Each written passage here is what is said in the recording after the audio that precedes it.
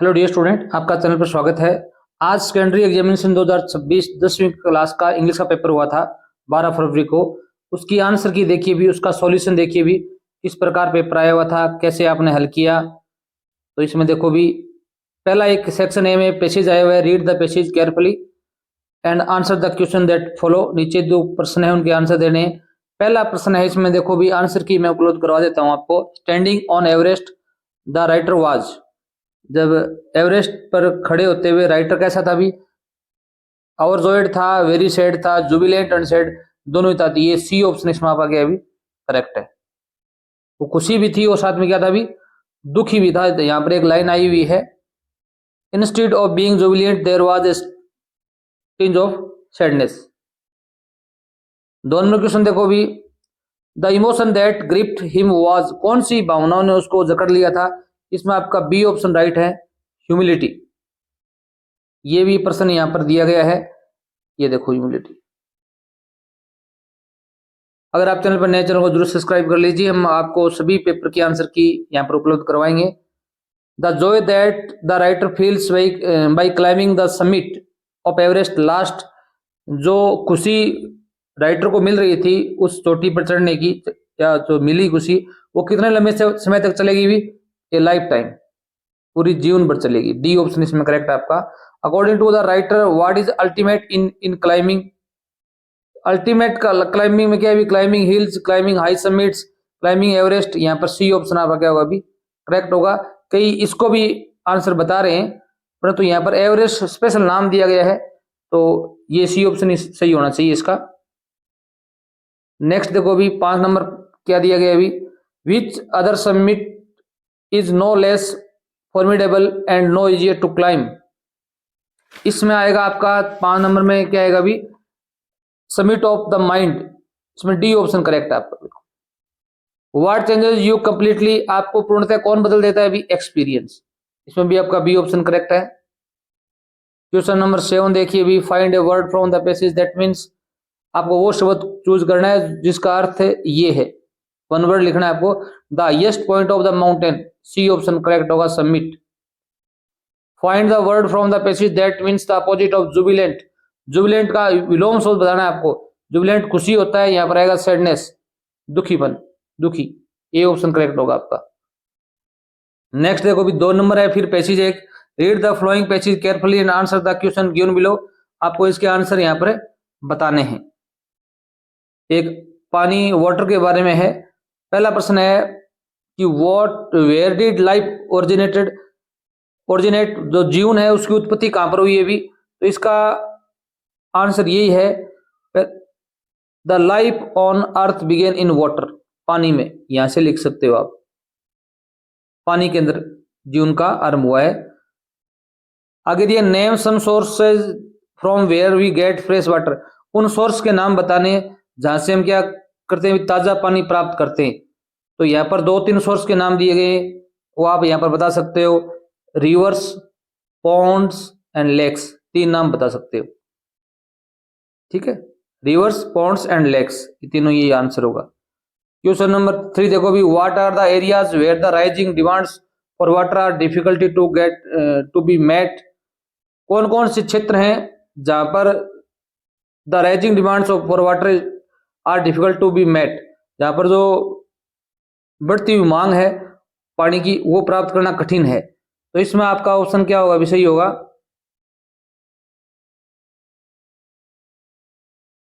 यहां पर दिया हुआ है देखो भी, rising demands for water in agriculture, domestic sector, industry are difficult to be met. ये लाइन सेम की सेम आपको यहाँ पर लिखनी थी। आगे देखो भी, where do we dump our waste, हमारा जो गंदी डंप है, कचरा है, वो कहां पर डालते हैं भी? तो यहाँ पर दिया गया है, एक 4 नंबर में दिया गया है कि कचरा कहाँ डालते हैं लोग। तो it self shortage of water harms, ये देखो यहाँ दिया गया है, 4 centuries streams and rivers have been a place to dump waste. इसमें स्ट्रीम्स, धाराएं और नदियां, 2 ऐसे स्रोत है जहां पर क्या भी कचरा डाला जा रहा है शताब्दियों से, सैकड़ों वर्षों से। विच is the wettest place in India and what problem it is facing, Bharat का सबसे आर्द्र स्थान कौन सा है और ये कौन सी समस्या का सामना कर रहा है अभी? ये तो इजी प्रश्न था, आपको देख के लिखना था। यहाँ पर लिखोगे Cherrapunji which is the one of the world's wettest place in facing a serious shortage of drinking water. Cherrapunji है जो पानी की समस्या का सामना कर रहा है। आगे देखो भी, which form of fresh water is unavailable to humanity. पानी, ताजा पानी का कौन सा स्रोत है जो मानव के लिए उपलब्ध नहीं है। इसमें ऊपर आया हुआ 2 स्रोत ऐसे हैं जहां पर मानव के लिए वो क्या नहीं भी उपलब्ध नहीं है। आप बताएंगे। Most of water lies frozen Antarctica and Greenland in polar ice and unavailable to humanity.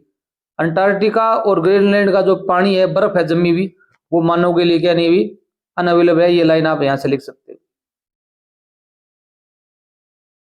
आगे देखो भी, 2 वर्ड और दिए गए। Write the word from the passage that means similar to scarcity. Scarcity होता है कमी, कमी होना। तो यहाँ पर एक इसका आपको समानार्थी शब्द लिखना है। तो यहाँ पर एक शब्द आया था शॉर्टेज, ये देखो, ये लिखना था आपको। और लास्ट में एक प्रश्न आया हुआ है, right the word from the passage which means opposite of driest. Driest होता है सबसे सूखा, तो सबसे गीला आएगा। यहाँ पर एक शब्द आया हुआ है वेटेस्ट, सुपरलेटिव डिग्री का उपयोग करना है आपको। तो आप कमेंट में जरूर बताना कि आप कितने अंक प्राप्त हो रहे हैं 80 में से। अब यहाँ पर राइटिंग सेक्शन बी में, imagine that you are student of class 10th A, your sister is studying in. ये आपके क्या है भी एक ईमेल आया हुआ है, प्रिंसिपल को लिखना है। अगर देखो भी यहाँ पर एक लेटर आया हुआ है, आपकी कोई सिस्टर है वो जयपुर पढ़ रही है, उसके सेमेस्टर में अच्छे अंक प्राप्त नहीं किए उसने, तो वो थोड़ी वो डिप्रेस्ड में है, तनाव में है। तो आप उसको एक पत्र लिखिए कि आप अगले सेमेस्टर में आप अच्छा करेंगे, उसको प्रोत्साहित करना है। ये कहानियाँ ये है फार्मर एंड फोर सन्स वाली। और यहाँ पर एक good boy falls in bad company की एक स्टोरी आई हुई है, इनमें से आपको एक दर्ज करनी थी। यहाँ पर माई स्कूल का एक लेख आया हुआ है, ये 100 वर्ड्स में पिक्चर को डिस्क्राइब करना है। अब ग्रामर सेक्शन आप देख लेते हैं हम। Fill in the blanks with appropriate forms of verb given in the brackets. My father run a mile everyday. Everyday आ जाता है। हमने जितने भी मॉडल पेपर प्रस्तुत किए थे उन्हीं के अंदर से प्रश्न पुटअप हुए हैं, आप देख सकते हैं। एवरीडे है आने पर आप वर्ब की फर्स्ट फॉर्म में एस या ईएस लगाते हैं, तो फादर के एक वचन करता है तो यहाँ एस लग जाएगा, रन्स आएगा। ठीक है। Raju play in the ground while I was helping my mother in the kitchen. यहाँ पर क्या है, वाक्य के मध्य में वाइल आया हुआ है, दोनों कार्य जारी हैं। राजू है वो खेल ग्राउंड में खेल रहा था, जबकि मैं मेरी माता जी की क्या कर रहा था, वह सहायता कर रहा था। वाज वर आईएनजी आया हुआ, इधर भी वाज वर आईएनजी आएगा, तो राजू के साथ में क्या आएगा भी वो जाएगा। और प्ले में क्या जोड़ना है आपको भी, आईएनजी जोड़ना था, प्लेइंग आ जाएगा। क्वेश्चन नंबर 3 देखो भी, we go to Jaipur tomorrow. Tomorrow आया हुआ है, फ्यूचर इंडेफिनिट टेंस आएगा। वी के साथ में क्या आएगा भी सेल आएगा, गो का क्या आएगा भी गो आएगा। क्वेश्चन नंबर 4 देखिए भी, the thief escape before the police arrived. चोर है वो बचकर भाग गया, पुलिस आई उससे पहले। बिफोर आफ्टर वाला सेंटेंस है, बिफोर के पहले क्या आता है भी हेड प्लस में वर्ब की थर्ड फॉर्म आती है और बाद में सेकंड फॉर्म आती है, तो ये सेकंड फॉर्म यहाँ पर पड़ी है अराइव्ड। तो यहाँ पर हेड थर्ड फॉर्म क्या होगी भी एस्केप्ड, ओनली डी लगाना आपको, एस्केप्ड, हेड एस्केप्ड लिख दो यहाँ पर। क्वेश्चन नंबर 7 देखिए भी, fill in the blanks with verb in agreement. आपको एजएमआर में से एक क्रिया भरनी है। बोथ राम एंड श्याम, दो हो गए, करता क्या है भी प्लूरल है, यहाँ आर आएगा। आइदर सुमित और मनीष कंप्लीटेड द वर्क। अब यहाँ पर क्या है भी आइदर और का प्रयोग है, आइदर और, neither nor, not only but also का प्रयोग हो, तो जो क्रिया है वो यहाँ पर क्या है भी सुमित के मनीष के अनुसार आएगी। किसके अनुसार आएगी भी मनीष के अनुसार आएगी, तो यहाँ पर है जाएगा भी है जाएगा। ये थोड़ा आप जरूर ध्यान रखना, मनीष के अनुसार क्या आएगा भी हैज। क्वेश्चन नंबर 8 देखो भी, combine the following sentence using the words given in the brackets. इनको आपको जोड़ना है सेंटेंस को। मिताली इज हार्डवर्किंग, मिताली है वो मेहनती है। मिताली इज इंटेलिजेंट, मिताली क्या है भी बुद्धिमान है। नॉट ओनली बट आल्सो का प्रयोग करना है। तो इस दोनों वाक्यों में कर्ता सेम है, कर्ता सेम हो तो क्या करेंगे भी पहले मिताली, जहां तक वाक्य समान है वहां तक लिखेंगे। अब मिताली इज तक समान है तो यहाँ क्या लिखेंगे भी मिताली इज लिखेंगे। फिर आप लगाओगे नॉट ओनली, नॉट ओनली, अब यहां पर पहले वाक्य का बचा हुआ भाग हार्ड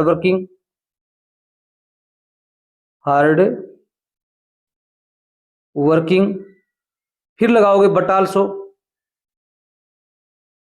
फिर दूसरे वाक्य का बचा हुआ भाग इंटेलिजेंट। इस प्रकार अगर आप लिखे हैं तो आपके पूरे नंबर आएंगे। Mitali is not only hard working but also intelligent. अगर कर्ता अलग अलग होता ना तो नॉट ओनली का प्रयोग सबसे पहले होता। Anil is a rich person, Anil is unhappy.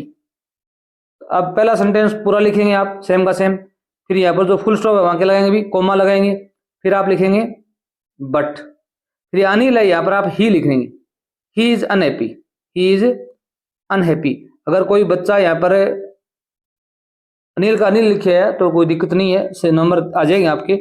Anil is a rich person, यहाँ कोमा लगाओगे, फिर लिखोगे but he is unhappy. Question number 9 देखो भी, change the following sentence into passive में कन्वर्ट करना है आपको। इंडियन गर्ल्स क्रिकेट टीम ये करता है इतना बड़ा, वन द वर्ल्ड कप, यहाँ पर वर्ब है वन और यहाँ पर वर्ल्ड कप ऑब्जेक्ट है। वर्ब कौन सी है भी, सेकंड फॉर्म है, तो ऑब्जेक्ट को क्या बनाएंगे भी, सब्जेक्ट बनाएंगे। तो पहले क्या लिखेंगे विद वर्ल्ड कप। अब क्या है भी यहाँ पर सेकंड फॉर्म है तो यहाँ पर हम क्या लगाएंगे भी, वाज वर्ब लगाएंगे। तो वर्ल्ड कप एक वचन करता है तो वाज आएगा। अब क्या है भी, वर्ब की थर्ड फॉर्म आएगी, वन की वन आ जाएगी। The world cup was won by, अब ये the Indian girls cricket team ला जाएगा यहाँ पर, इंडियन गर्ल्स क्रिकेट टीम। ठीक है, आगे देखो भी 10 नंबर प्रश्न क्या दिया गया है, rewrite the following sentence changing it into indirect speech. आपको इंडेक्स बीच में चेंज करना है। The teacher said to the students the earth moves around the sun.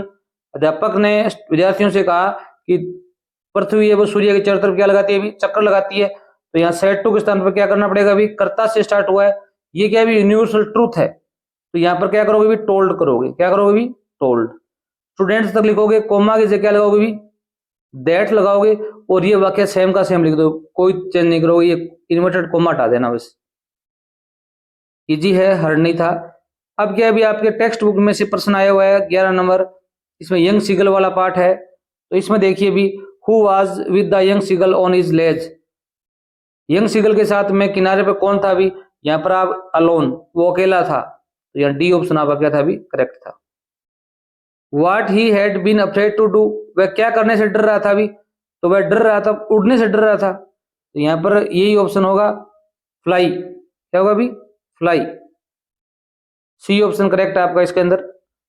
What was traced down beneath his legs, उसके सामने क्या फैला हुआ था, समुद्र।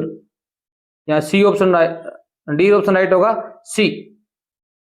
What would not support him to fly, क्या चीज है उसको उड़ने में मदद नहीं कर रही थी भी, उड़ने में उसके विंग्स काम नहीं कर रहे थे। बी ऑप्शन करेक्ट होगा। How many brothers and sisters the young seagull had, young seagull के कितने बहन भाई थे वो, तो यहाँ पर पहले ही लाइन में आया हुआ है, 2 brothers and 1 sister, 2 brothers and 1 sister. ठीक है, आगे देखो भी, what happened when he attempt to fly, क्या हुआ जब उसने उड़ने की प्रयास किया तो वो डर गया था, ये यहां पर दिया गया है। ही attempted to flap his wings, he became afraid, डर गया, बस। या यहां से लिख सकते हो, when he had taken a little run forward to the brink of the ledge and attempted to flap his wings, ये लाइन लिखोगे, आपका आंसर सही होगा। इसके अथवा में आया हुआ है प्रश्न, ये फिर एक पैसेज आया हुआ है, तो इनमें दोनों में से आपको एक करना था। व्हाट वाज ब्यूटीफुल, ब्यूटीफुल क्या है भी, इसके अंदर लिया I finished my poem it was beautiful, वह सुंदर थी, तो यहाँ पर बी ऑप्शन आपका करेक्ट है, poem. How many baby duckling they had, उनके कितने बच्चे थे भी, यहाँ पर लिखा हुआ मिला है अपने को कि 3 बेबी डकलिंग, कितने थे भी, 3, यहाँ पर ये लिख दोगे आप। ठीक है, सी ऑप्शन क्या होगा भी इसमें करेक्ट होगा आपका। आगे देखो भी क्या दिया गया है भी, by whom the baby ducklings were bitten to death, बुरी तरीके से बेबी डकलिंग ने किसने काटा था भी, तो यहाँ पर आया हुआ है हिज फादर, पिताजी ने काटा था यहाँ पर, ठीक है, ये लाइन आई हुई है। तो यहाँ पर आएगा आपको father Sven, father Sven. What is mister Keesing always making these days? इन दिनों में मिस्टर किसिंग है वो क्या बना रहे थे भी? Jokes. What did mister Keesing add to the poem? Mister Keesing ने पोएम में क्या ऐड किया था भी? इसके अंदर आया हुआ है कि he read the poem to the class adding his own comments. उसने अपने कमेंट है वो to several other classes as well, comment को जोड़ दिए थे उसने। What did mister Keesing allow her to do? Mister Keesing ने उसे क्या करने की अनुमति प्रदान की थी भी? यहाँ पर ये सेकंड फॉर्म है, इसको रेड पढ़ेंगे तो यहाँ पर आएगा आई है, वहां पर आप लगा देना C. She has been allowed to talk and have not been assigned by any extra work. उसको बात करने की अनुमति दी गई और उसको कोई एक्स्ट्रा गृह कार्य भी नहीं दिया गया। 12 नंबर क्वेश्चन देखिए भी, answer any 3 of the flowing 4 question. 3 प्रश्न करने आपको 4 में से। पहला प्रश्न आया था what did Lencho hope for? Lencho किसकी आस कर रहा था अभी? आप ओनली कुछ नहीं करेंगे, लेंचो यहाँ पर होप की थर्ड फॉर्म लगाओ, hope for a downpour, A downpour, या इसकी जगह आप रेन भी लिख सकते हो, वर्षा की आशा कर रहा था। और 2 नंबर देखो, what idols does he set out for future of south Africa? Nelson Mandela से लिया गया है कि नेल्सन मंडेला ने कौन कौन से आदर्श अपने भविष्य के लिए तय किए थे भी साउथ अफ्रीका के लिए? आप बताएंगे इक्वलिटी, जस्टिस एंड डिग्निटी, समानता, न्याय और डिग्निटी। आप बताएंगे डेमोक्रेसी, या यहां देख सकते हो he set out democracy society free from operation, दबाव से मुक्त एक ऐसे जनतंत्र की स्थापना का उन्होंने आशा की थी। आगे देखो भी क्वेश्चन नंबर 3 है आई शैल टेक द रिस्क, मैं रिस्क लूंगा। What is the risk? Risk क्या थी? ब्लैक एरोप्लेन से ली गई है। इसमें आप बताएंगे इट इज, या इट की लिखोगे the risk is flying the old Dakota plane directly into huge direct storm clouds. Risk ये थी कि वह उस जो ओल्ड डेकोटा प्लेन था उसको सीधे बादलों के अंदर से उड़ाएगा, ये रिस्क थी।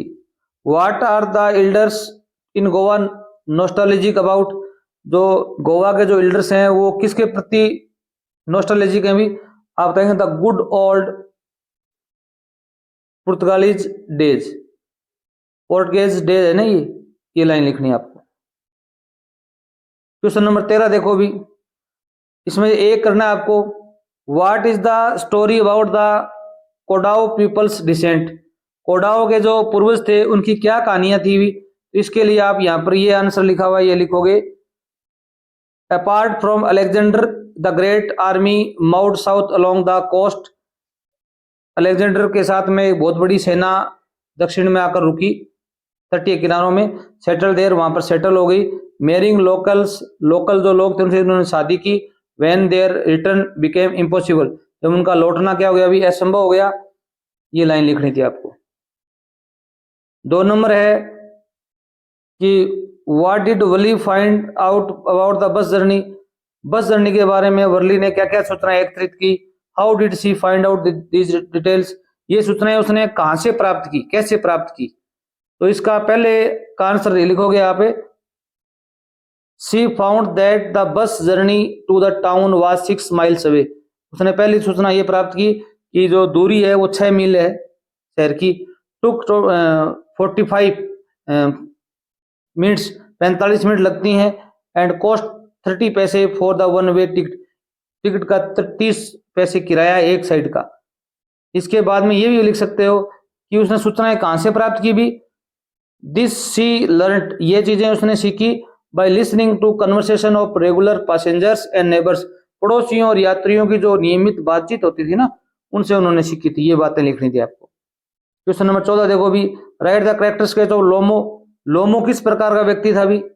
आप बताएंगे लोमो इज ए वेल्दी, एक धनाढ्य, मिडिल एज्ड लैंड ओनर, एक मध्यम उम्र का लैंड ओनर था। Who is desperate to settle down and lead to quiet conventional life, एक शांत पारंपरिक जीवन जीना चाहता था वो। ये बातें आप यहाँ लिख सकते हो। 2 नंबर प्रश्न बड़ा इजी आया था। At first what was Chubukov's suspect regarding Lomov's reason for coming. पहले चोबोको ने क्या संदेह किया कि लोमो किस लिए आया होगा। जो लोमो है वो चोबोको के घर में जाता है तो वो क्या शक करता है कि वह क्यों आया था। What has Lomov actually come for, और लोमो किस लिए आया था वास्तव में। तो आप बताएंगे ही सस्पेक्ट, वह संदेह करता है that he has come to borrow money, कि वह उधार पैसे लेने के लिए आया होगा। But he has come to ask for the hand of Chubukov's daughter Natalya, परंतु वो नतालया है चोबोको की जो बेटी है उसका हाथ मांगने के लिए आया था, शादी का ऑफर लेके आया था। ये बात एक्चुअल थी। क्वेश्चन नंबर 15 है, यहाँ पर पोइम है। Did you finish your homework Amanda, did you tidy your room Amanda, I thought I told you to clean your shoes Amanda, what is Amanda being asked to finish. कौन सा कार्य उसको समाप्त करने के लिए दिया गया था अभी, homework. What Amanda was to do told to do, Amanda को क्या काम करने के लिए दिया गया था। आप यहां पर लिखेंगे Amanda was told to, told to लिखने के बाद में क्या करोगे भी,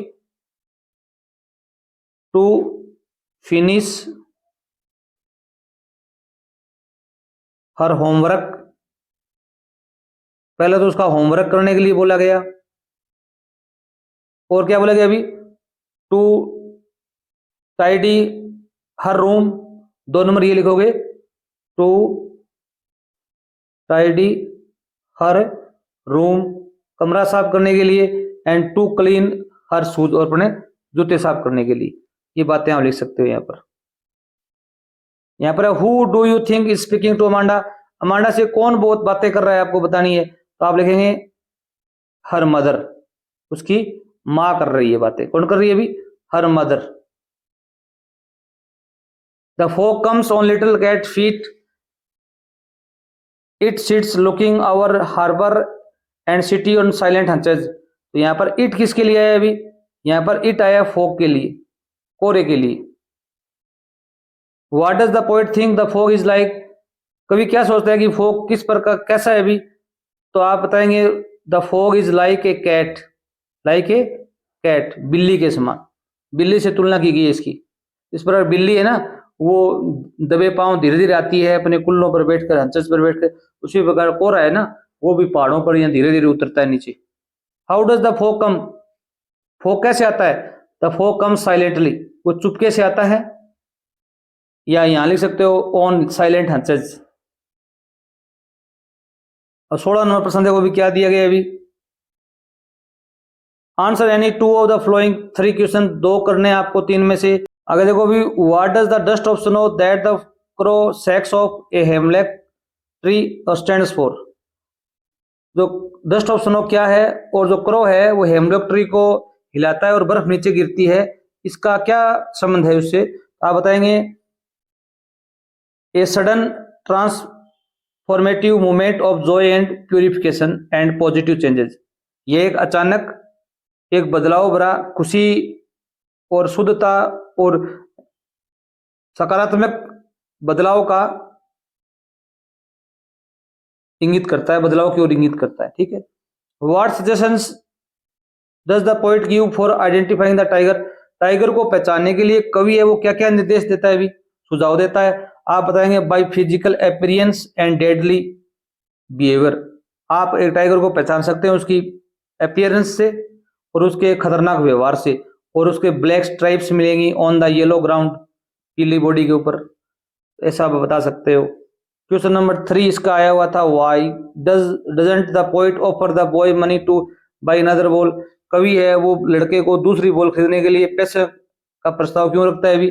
आप बताएंगे he understands its emotional significance, वह उसका भावनात्मक महत्वता को समझता है, and learn to accept responsibility, और अपना उत्तरदायित्व भी समझता है, जो बच्चे को लॉस हुआ था ना उसके प्रति।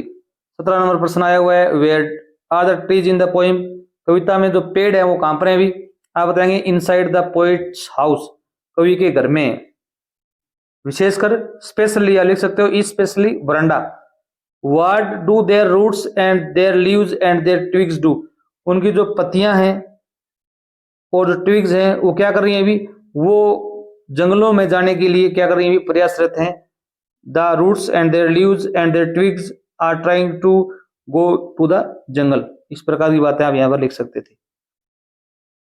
और आगे देखो भी 17 नंबर में 2 नंबर इसमें दिया गया है, why did the custard cry for nice safe cage, जो कस्टर्ड है वो सुरक्षित पिंजरे के लिए क्यों रोता है भी, why is the dragon called cowardly dragon, और जो ड्रैगन है उसको क्यों एक कायर ड्रैगन के रूप में बुलाया जाता है, भी एक इस पार्ट से लिया गया है, आप लिख सकते थे। 18 नंबर प्रश्न देखिए भी, why is mister Pomfrey worried about tricky, mister Pomfrey है वो ट्रिकी के बारे में चिंतित क्यों है भी, आप बताएंगे बिकॉज हर डॉग ट्रिकी, उसका कुत्ता ट्रिकी है, बिकेम डेंजरसली ओवरवेट, भयंकर रूप से ओवरवेट हो गया है वो, एंड लिस्टलेस एंड इल, और बीमार भी हो गया है। What is he fairly successful handed, ये थीम स्टोरी से लिया गया है कि वह एक स्पष्ट और सफल हाथ है उसका, मतलब वह किस में परफेक्ट है अभी, स्टीलिंग एंड रोबिंग पीपल, लोगों को से चोरी करने में और लोगों को लूटने में उसका हाथ है वो क्या भी परफेक्ट है, एक्सपर्ट है वो। How is Ausable different from other agents, Ausable है वो दूसरे एजेंट से भिन्न क्यों है भी, आप बताएंगे ड्यू टू हिज क्लेवरनेस, अपनी चतुराई के कारण, और रिसोर्सफुलनेस, और संसाधनों के कारण। ये बातें आप लिख सकते थे। क्वेश्चन नंबर 19 देखो भी, answer any one of the following two question in about 60 word, 2 प्रश्नों में से एक करना है आपको। Griffin was rather a lawless person explain, जो ग्रिफिन था वो एक कानून तोड़ने वाला या कानून को नहीं मानने वाला व्यक्ति था, बताइए। आप कहेंगे यस, हाँ, बिकॉज क्योंकि he didn't follow the law and order of the country, वह देश के कानून और ऑर्डर का बिल्कुल भी पालन नहीं करता था। एज क्योंकि ही थॉट, वह सोचता था, ऑफ हैविंग हिज रिवेंज, अपना बदला लेने की, bye setting out fire in his landlords property, उसने अपना जो मालिक था उसके घर में आग लगा दी थी या प्रॉपर्टी में आग लगा दी थी।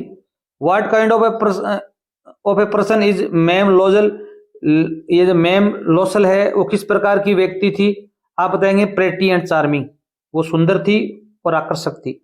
Why is she always unhappy, वह हमेशा दुखी क्यों रहती थी, आप बताएंगे she beliefs she deserve life of luxury beauty and high society yet she was not getting this, आप बताएंगे कि वह ऐसा विश्वास करती थी कि वह लग्जरी जीवन और सुंदरता और हाई सोसाइटी में डिजर्व करती है, पर तो ऐसा नहीं था उसके साथ, तब वह दुखी रहती थी।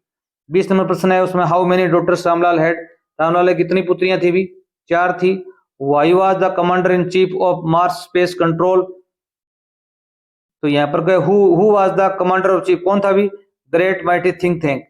Richard E Ebright was encouraged to become the scientist by his mother, की माँ के द्वारा उसे प्रोत्साहन मिला साइंटिस्ट बनने का। What does Horace Danby like to collect expensive books, who was mister Herriot, एक वेटरनरी सर्जन थे। अगर वीडियो आपको अच्छा लगा चैनल सब्सक्राइब करके जाना, और नेक्स्ट वीडियो का आंसर की भी हम उपलब्ध करवाएंगे आपको। धन्यवाद।